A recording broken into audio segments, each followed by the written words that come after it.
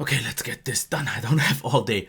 This is not just the Sony Xperia XZ, but it is also the sole reason why I from now on stopped doing 1 hour later reviews. Because usually my complaints are wrongfully, but in some cases, especially on this phone, it would have been wrong in quite a few situations, and I will get to why in just a second. So let's switch the cam and talk about the first thing. It is the size. Because in my first tweets when I got this device and used it for a while, I said it's unwieldy and it's quite slippery and it just feels so humongous. And it still does, but it doesn't have to mean that it's a huge deal breaker. Because, okay, let's quickly compare it here with a 5-inch, the Huawei Nova. As you can see, it is after all noticeably taller and it is noticeably wider and even thicker.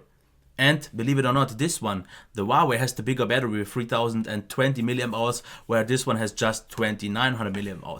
And if you, for example, here compared with the ZTX and the 7, you can see that it's not a lot shorter and not a lot more narrow. So just think of one thing. I used the Sony Xperia Z3 for 1.5 years, which was also a 5.2 inch with a bigger battery than this, and it was noticeably, at least it felt noticeably smaller. So whatever Sony does in terms of the design is really nice to look at, and it feels great, better than ever before, but just a little bit on the bigger side. And the slipperiness is the next thing, because this one here has the metal back that kind of feels though like plastic. And if it maybe is, I have no problem if you call me out, but I would definitely say the sides are plastic, because those extremely feel like plastic. This at least you can kinda, yeah, maybe think it's metal, and it is, but it just doesn't feel like it. But as you can see, it attracts a lot of finger oil and fingerprints, and therefore gets quite slippery. And since it is so big, it is a little bit harder to use, and if you have to stretch and so on.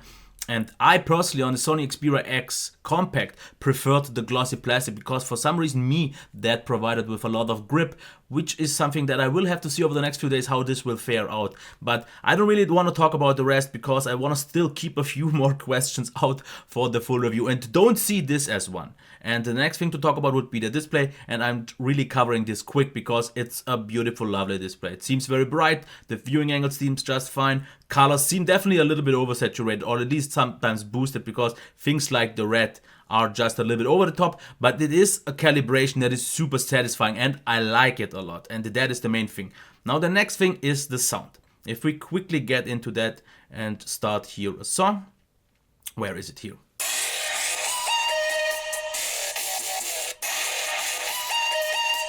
Okay, if you have seen any of my past videos, you know that I'm always complaining about the maximum volume here, and I would say at this point I won't anymore, because it seems a little bit loud. Of course, I will have to see in a work environment if it's still holding up to that, what it is doing right now at home, but I would still wish for it to be louder. But I'm at the point where it's good enough. But let me quickly show one thing. If we start this track once again,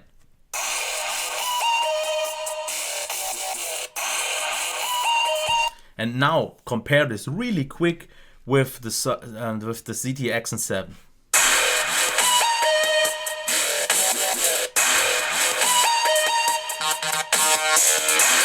I guess the difference is more than obvious. Of course, this one is known to have one of the best ones in general, but you can see how much space there is for improvements, because everyone says that Sony puts more emphasis on the sound quality, which is really good, but it's not less on the X, and it's a lot louder. So let's get to the next thing, and that actually would have been one point where I would have been wrongful to the device, because I did my setup that I usually do, and I've used it for an hour, which is usually enough to see how well it performs. But this one was performing quite sluggish, because it was scrolling, as you can see here, super buttery smooth, and this is extremely great. But there were so many situations when I scrolled and then it would kind of slow down heavily, and a lot of frames would have been dropped, which I have to say, like after 3 or 4 hours went finally away, because I guess there were a lot of background processors still running, the cache and the running, and for some reason on this phone it was more obvious than usually, because usually after 1 hour every phone is doing fine, or with my setup and all that, and it had a lot of time. And on this phone, in some cases it didn't have. And what I also complain about, because as you can see here, the extreme lag, and I would have definitely called this out so bad. But I also have to say one thing, it has to do something with Google Plus in the recent past, because I've tried it on the Xen, also the extreme lag. And I've tried it on the Nova, also the extreme lag. Not on my Samsung Galaxy S7, but it has to be something to do with the reason that this is a new Google Plus that I've just installed, and maybe something is wrong here. But otherwise, I can tell you that the performance is absolutely top-notch on this phone. As you have seen throughout, the multitasking seems fine, and it is super smooth. And like I said, after this initial period of 4 or 5 hours, the little slowdowns were gone and the performance is really great. So not to drag this any further, I definitely need a few more days for the battery life to judge that, and of course I will give it that. Then the camera, I didn't get to that yet, and the software is one thing that I already can say. One thing I can give you the verdict, it's kind of getting to a point where it seems a little bit stale, because any other brand adds features, at least a few nice ones, like just maybe rearranging the nav bar and some things like that, which I don't see anymore. And I always said it's nice that it's very stock-like, but I'm kind of missing the innovation by Rubber, because since ever, like Lollipop, this version of Sony's UI feels kinda the same. But to give it a quick verdict, the in-hand feel is really great, even though it feels big, and I had definitely trouble to reach over to the back button, because the device for a 5.2 incher is almost more feeling like a phablet to me.